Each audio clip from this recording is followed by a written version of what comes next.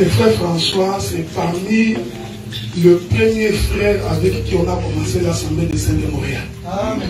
Viens écouter mon frère. Donc c'est parmi les pionniers, Frère Nicolas, tu te souviens, hein? Donc c'est parmi les frères premiers. Il nous avait fui. Les frères il faut pour aller les récupérer. Quoi. Amen. Je pensais que maman Esther sera là. Mais je crois que le dimanche prochain sera là. Amen. Parce que toi, tu vas devenir mon interprète. Donc si tu fuis, personne ne va interpréter. Il y a également le frère Léon. Papa Léon, tu peux t'élever aussi. Lui aussi est parmi les premières personnes avec qui on a commencé l'Assemblée de Montréal. Donc, lui, des fois, il vient à Gatineau. Mais je voudrais qu'il commence à venir ici. Amen, amen. Amen. Bon, frère François, tu prends le micro. Maman la qui là. En attendant que le frère Moïse revienne. Parce qu'il est quelque part. Nous vous saluons dans le précieux nom du Seigneur. Santo Mote. On supporter parce que c'est pour la première fois dans la dévore à Pessingaï. On supporter la qui n'a pas. Mais je pense que par la grâce de Dieu, nous avons reçu la. Amen. Nous vous saluons dans le précieux nom du Seigneur. Pour nous, ce culte est un culte d'adoration. Parce que c'est depuis 2021 qu'on avait fermé les églises. Parce que depuis 2021, donc nous nous sommes retrouvés pour la première fois aujourd'hui depuis décembre. Alors nous n'allons pas vous prendre beaucoup de temps. Parce qu'il faut d'abord que nous tracions un programme avec le pasteur Marcel. Il faut comment nous allons intervenir, comment ça va se passer. Parce que comme lui, il a l'habitude des fois de rentrer à Kinshasa. Donc nous allons voir un programme et nous vous communiquerons cela les dimanches prochains. Donc moi je vais parler aujourd'hui, dimanche prochain et dimanche le 27.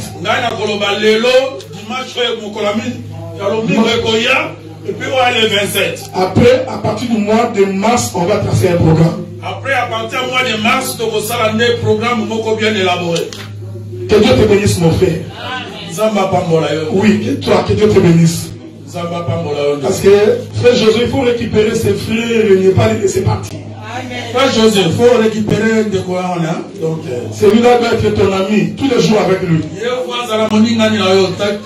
Parce qu'on a besoin de toi pour les instruments. Je me souviens de ce que Mardoché avait dit à Esther. Mardoché a dit à Esther, si tu ne parleras pas au roi pour nous, alors l'Éternel pourvoira d'une autre manière. Je vous ai toujours dit que Dieu, c'est toujours un Dieu qui n'abandonne pas ses enfants. Donc je crois que ce frère-là est une réponse à nos prières. Je demande aux mamans de prendre soin de ses frères. Est-ce que vous comprenez? Comme ça, si deux fois Josué disparaît, le frère est là. Je voudrais vous rappeler que nous avions fait une grande marche pour arriver aujourd'hui. Cette église a connu beaucoup de problèmes pour que nous en arrivions là où nous sommes aujourd'hui. Et j'ai toujours dit que c'est le concours de tout le monde. Votre présence est une bénédiction pour cette église. Le prédicateur n'est pas plus important que les fidèles. Chacun de nous a une grande importance dans l'œuvre. Le frère Paul dit ceci, que les membres les plus petits dans un corps sont aussi importants que les grands membres. Et vous allez remarquer que les petits membres, Dieu fait en sorte qu'on puisse prendre soin des petits membres. Regardez l'œil. C'est un petit membre. Par rapport au bras. Mais vous allez remarquer que l'œil, Dieu fait en sorte que la poussière n'entre pas aussi facilement. Parce que même le plus petit est plus important dans l'œuvre. Même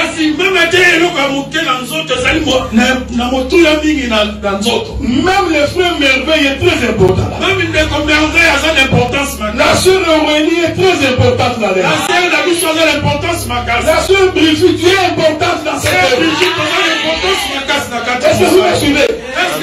Maman Espé est importante dans cette œuvre. Donc nous voulons marcher ensemble. J'ai toujours dit ceci, frère. Je crois que vous vous souviendrez de ce que j'avais dit. Je vous ai toujours dit que là où il y a des gens, il y aura toujours des problèmes. Mais nous, enfants de Dieu, quand nous avons des problèmes, nous allons nous asseoir et parler. C'est ça la bonne manière selon les Écritures. Si tu me trouves dans l'erreur, même quand je suis ton prédicateur, viens me le dire pour que je puisse me corriger. Parce que tu es important dans cette œuvre. Donc je voudrais vous bénir, vous tous qui êtes venus. Donc j'ai constaté qu'il ne manque que quelques chaises. Il n'y en a pas beaucoup qui manquent. Donc je crois que le dimanche prochain on va remplir ici. Parce que moi je crois qu'on va remplir ici. Amen, amen. Je voudrais préciser quelque chose. Le frère James ne garde pas l'argent de l'église.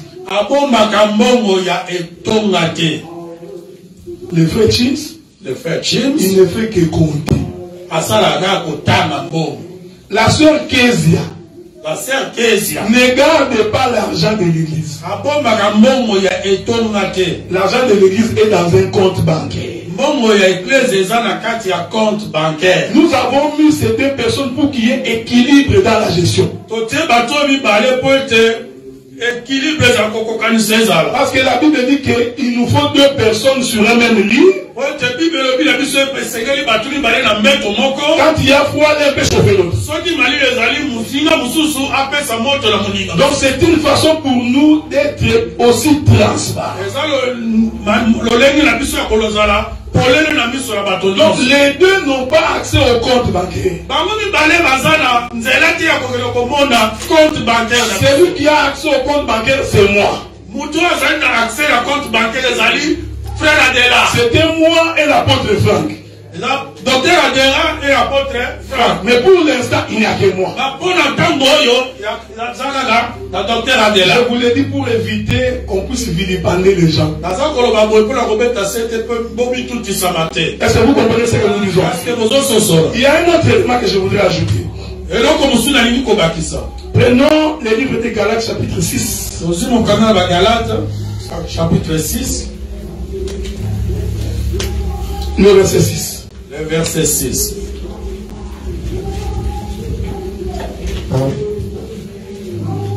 Nous allons lire. Que celui à qui l'on enseigne la parole fasse part de tous ses biens à celui qui l'enseigne. J'ai d'abord pris cette écriture pour d'abord vous affirmer que quand un serviteur travaille au milieu de nous, il a droit à un salaire. Moi je ne peux pas enlever cette écriture. Est-ce que vous me suivez, frère? Donc moi je ne peux pas enlever l'écriture qui vous demande, vous le peuple, de prendre soin de vos serviteurs. Dans cette écriture, j'ai dit Amen. Maintenant, j'ai une autre écriture que je voudrais vous donner pour que vous compreniez comment nous marchons. Je crois que c'est dans le livre de 2 Corinthiens chapitre 9. Chapitre 9. Attends, je vais voir si je peux trouver cette écriture-là. Non, 1 Corinthiens chapitre 9. 1 Corinthiens chapitre 9. Je vais commencer. Takobanda. Regardez. Total. Le frère Paul dit ceci à partir du verset 10. Non, commençons par le verset 9. Car il est écrit dans la loi de Moïse, tu ne miselleras point le bœuf quand il foule les grains.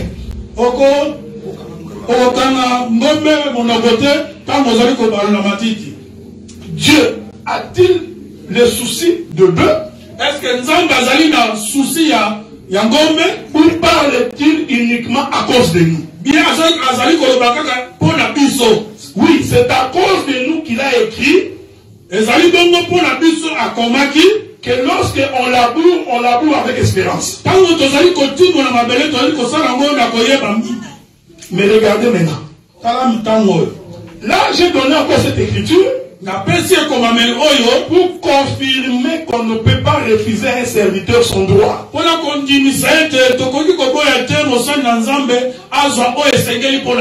regardez le verset 12. Mais tout le verset 12. Paul dit ceci. Si d'autres jouissent de ses droits sur vous, n'est-ce pas plutôt à nous d'en jouir? Mais regardez ce que Paul dit. Mais nous n'avons pas usé de ses droits.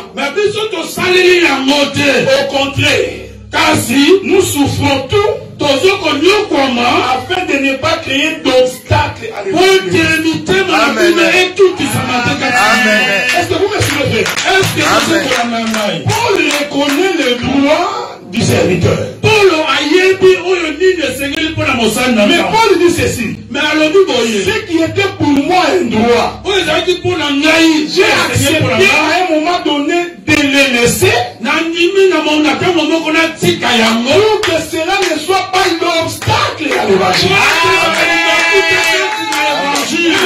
Seigneur. Nous sommes au Canada. Et nous savons la mentalité du pays. Notre souci est que les peuples comprennent d'abord que nous venons prêcher pour Dieu. Nous ne refusons pas que vous nous donniez l'argent. Mais nous disons, comme Paul, pour l'instant, ce qui était pour nous un droit, nous avons décidé de l'abandonner d'abord. Pourquoi j'ai fait ces choses? Parce que c'est connu dans la ville. Et quand il y a une église, c'est une boutique de pasteur. Beaucoup de gens disent qu'on ne peut pas aller à l'église. Parce que là-bas il n'y a que l'argent, pour le pasteur. Alors quand tu es sur un terrain évangélique, il faut avoir la sagesse sur la manière dont tu es entré de c'est dans cette sagesse-là que nous avions décidé à l'époque et que tout ce qui est offrande, collecte, film, que tout soit versé dans un compte. Surtout quand vous le mettez dans des paniers. Mais vous pouvez aller voir un serviteur à côté. Tu lui donnes son droit. Ce n'est pas un problème. Nous avions dit que pour l'église,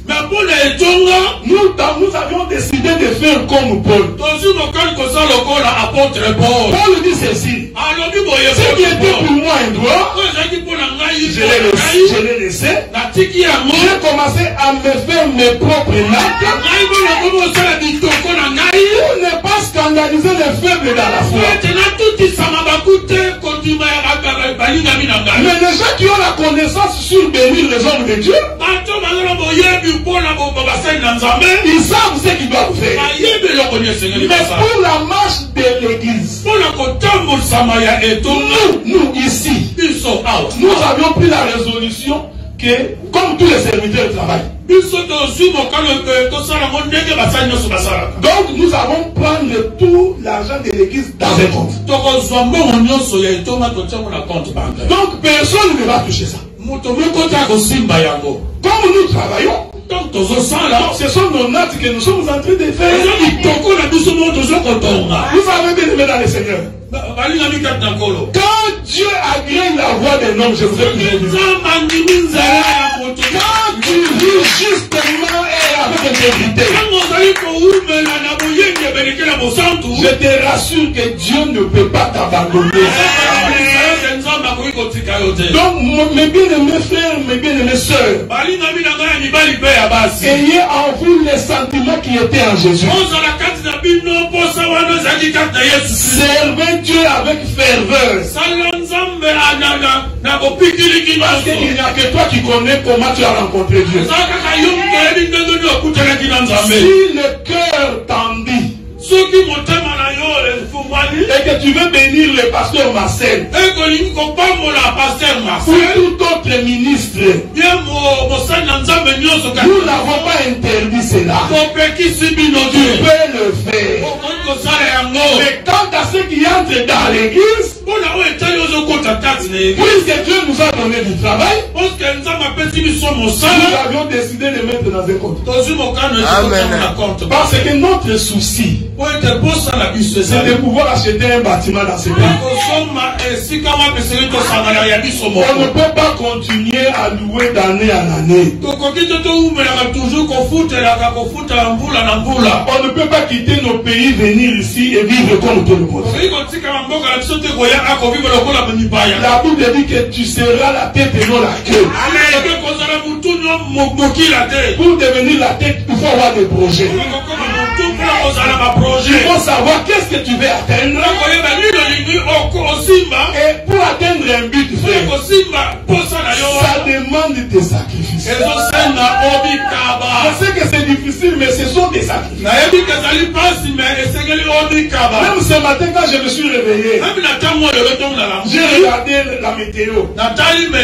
J'ai trouvé qu'il faisait moins 26. Le corps m'a dit, pourquoi tu dors pas seulement? Mais comme j'ai un travail à remplir, c'est un sacrifice, frère. Même quand le carburant est arrivé à $1,65, mais comme je sais que ce que j'ai fait pour Dieu, j'ai démarré ma voiture et je suis là. Vous donnez un témoignage. Ça, je donne un témoignage. Vous savez, quand nous sommes allés à qui le pasteur Marcel là, moi j'avais amené 2 conteneurs. Dans ces 2 conteneurs, il y avait 8 jeeps. Je vous informe, frère. J'ai vendu les 8 jeeps en 8 semaines. Tout le monde s'est posé la question comment j'ai vendu. Parce qu'on disait que c'est la bonne année, les gens dépensent. Tu ne vendras pas. Moi j'ai dit au Seigneur, de la même manière que j'ai testé avec intégrité, et que je suis venu, je ne peux pas rentrer bredouille. Je vous dis que j'ai vendu tous les véhicules. Il restait même un véhicule. Je voyage dimanche. À 6 heures de samedi. Le docteur Moustapha m'appelle. Il dit, je vais prendre ta voiture. J'ai démarré la voiture, j'arrive chez ça. Nous entrons dans son bureau, il compte la je mets dans ma poche. Je prends ma moto. J'avais rendez-vous avec le pasteur Marcel. Pendant qu'on traitait un dossier du frère Robert, moi j'avais dans ma poche l'argent qui m'a été donné. Et le pasteur Marcel, c'est qui m'a déposé sur la 13e minute.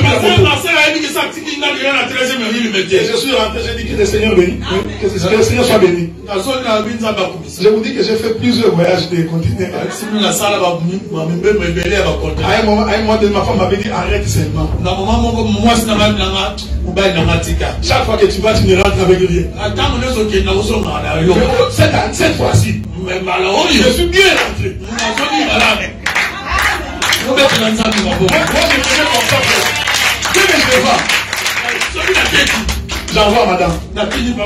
Je vends. Pour que je ne sois pas tenté de manger beaucoup de requins. Donc le Seigneur nous a soutenus, frère.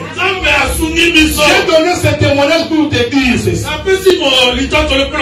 Quand tu sers Dieu avec intégrité, Dieu ne peut pas t'abandonner, frère. Mais remarquez que les problèmes vont toujours survenir, ce n'est pas grave.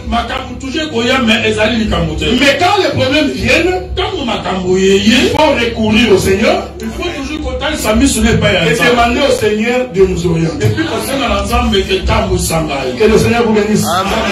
Donc ceux qui sont absents, donc ceux qui ne sont pas aujourd'hui, nous attendons le dimanche prochain. Nous savons donc maman Ruth sera là, maman Esther sera là. Maman Ruth maman Esther maman Esther aussi, hein? Ah, okay.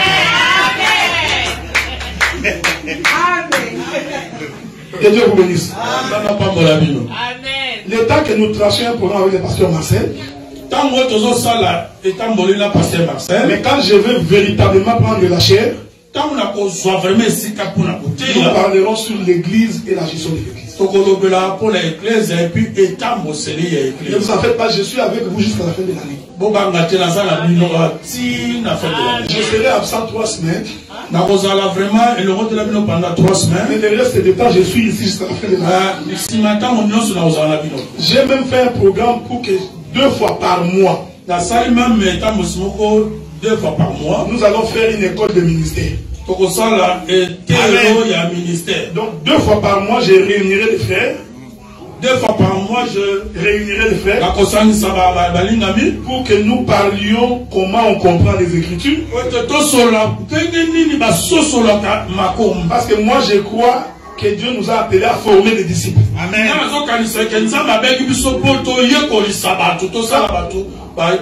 Avant qu'un lévite n'entre en fonction, il restait d'abord à côté de ceux qui servaient avant lui pour voir comment l'autre coupe l'animal. C'est ce que nous allons faire. Amen. Donc tous les frères qui sont intéressés, nous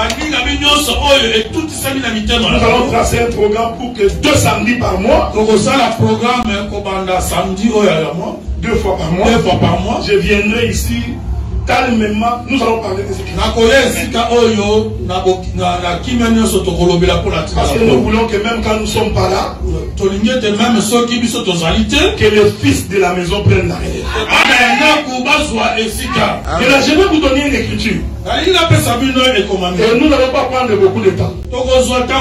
La Bible dit ceci. Les disciples posèrent la question à Jésus. Comment devrons-nous prier? Jésus leur dit, notre Père qui est aux cieux,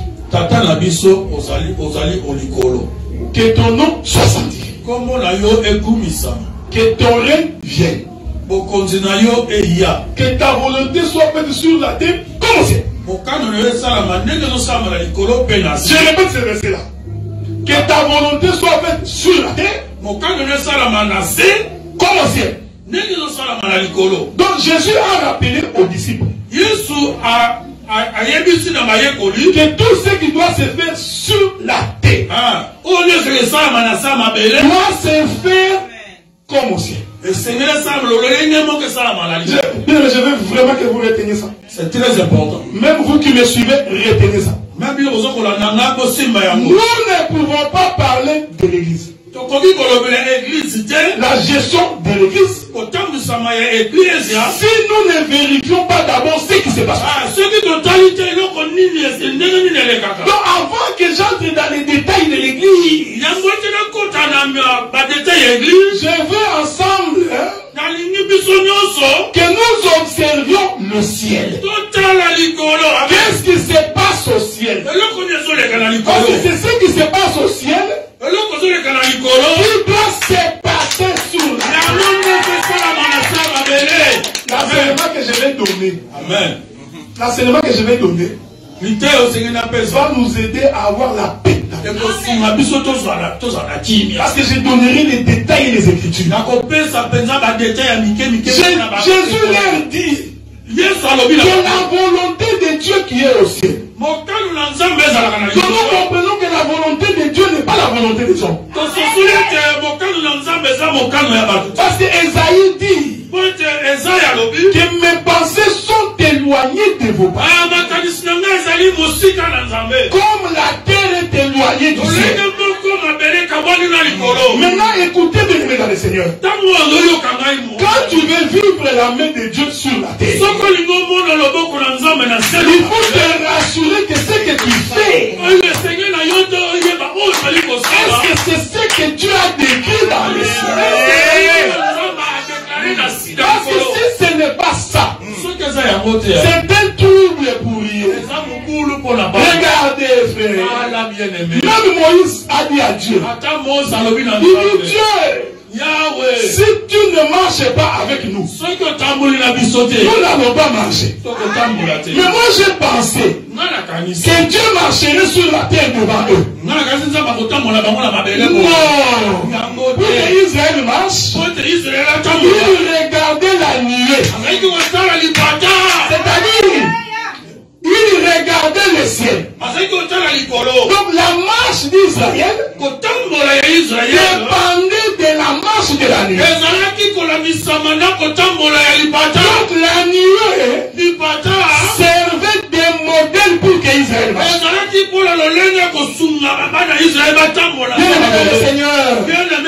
La paix dans un foyer, la paix dans une église, la paix dans une relation. Il est possible que si chacun de nous sommes en train de regarder le modèle céleste. Sans le modèle céleste, alors tout ce que nous faisons ne représente rien aux yeux de Dieu. C'est pourquoi Jésus leur avait dit que ta volonté soit faite sur la terre comme au ciel. Mais le problème c'est que qui est celui qui a la capacité d'aller voir ce qui se passe au ciel? Est-ce que vous me suivez, frère? Je répète ça en guise d'introduction. Quand nous parlerons de l'église et de sa gestion, il faut que nous regardions le modèle de Dieu. Je vais ouvrir la porte pour les questions. S'il y a des questions, on va partager. Parce qu'en partageant, on est instruit. C'est pourquoi un jour, l'Éternel dit à Moïse, Moïse vient au sommet de la montagne. Ce n'est pas pour rien que Dieu a dit à Moïse d'aller au sommet de la montagne. Parce que le sommet de la montagne, par rapport à la terre, c'est le ciel. Donc le sommet est en haut. Et le peuple est en bas. Ce que j'ai dit est très important. C'est pourquoi David dit, d'où me viendra le secours? Le secours me vient de la montagne de l'Éternel. Mais si tu montes à la montagne, jusqu'au sommet, tu ne verras pas Dieu. Parce que Dieu n'est pas sous la montagne physique. Mais ce que Dieu voulait expliquer, il voulait seulement dire que puisque la montagne est élevée,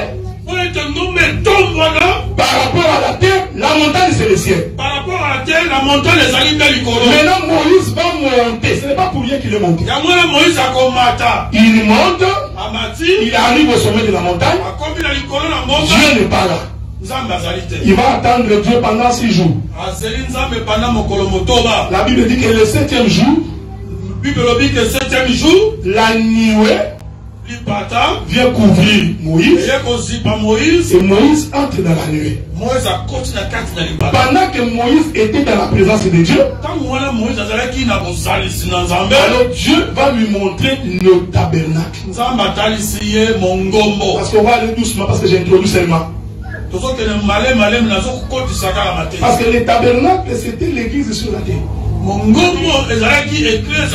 Mais Dieu, pour montrer à Moïse, il amène Moïse au sommet de la montagne. Il montre à Moïse le tabernacle. Il donne même les mesures. Exactement. Bon, Moïse n'avait ni stylo ni papier. Moïse n'a pas de stylo. Donc Moïse avait la capacité de prendre tout ça dans sa tête.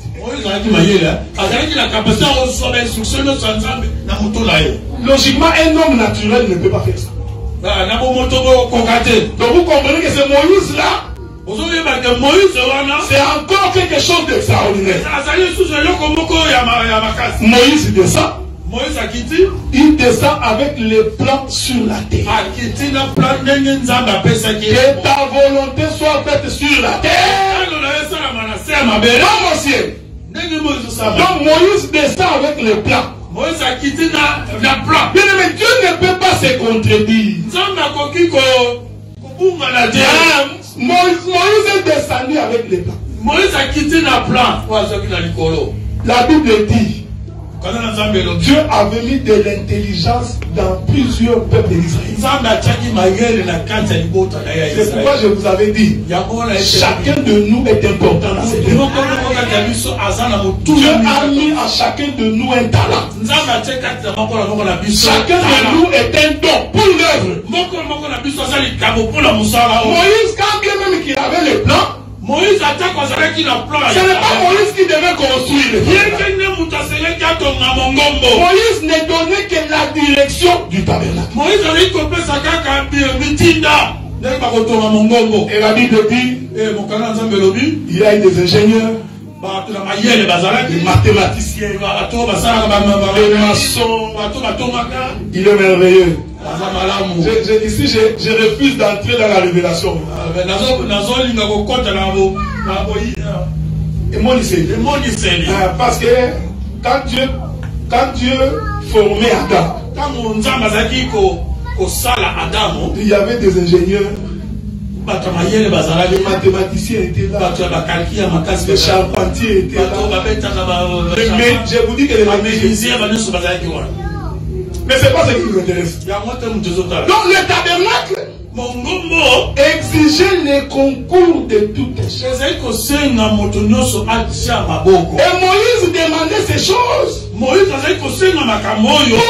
l'œuvre de Dieu. Pas pour autre chose, frère. Pour l'œuvre de Dieu. Et la Bible dit, lorsqu'ils ont fini de construire, et que Dieu a observé, amen, ils ont construit selon le modèle. Je suis en train d'introduire. Amen, amen, amen. Pour dire que l'église doit être bâtie selon les modèles. Alors nous allons donner l'enseignement sur les modèles. Avec tous les détails, frère. Donc Dieu regarde, il trouve que c'est selon le modèle. La Bible dit, le 40e jour, 40e jour, la nuée qui est Dieu a donc descendu et et entrer dans l'éternel. Bien-aimé dans le Seigneur, pour que Dieu vienne dans ta vie, ne vous y trompez point. Ne sois pas quelqu'un qui est seulement un courageux. Dieu, j'entrerai au ciel, j'entrerai au ciel. On n'entre pas au ciel parce qu'on veut. Pour entrer au ciel, il faut te rassurer que je vis selon le modèle de Dieu. Je n'ai pas besoin de vous dire que je suis docteur. Le doctorat ne me fera pas entrer au ciel. Ce qui me fait... Paul dit ceci, frère. Il dit, je cours. Non pas comme quelqu'un qui a déjà remporté.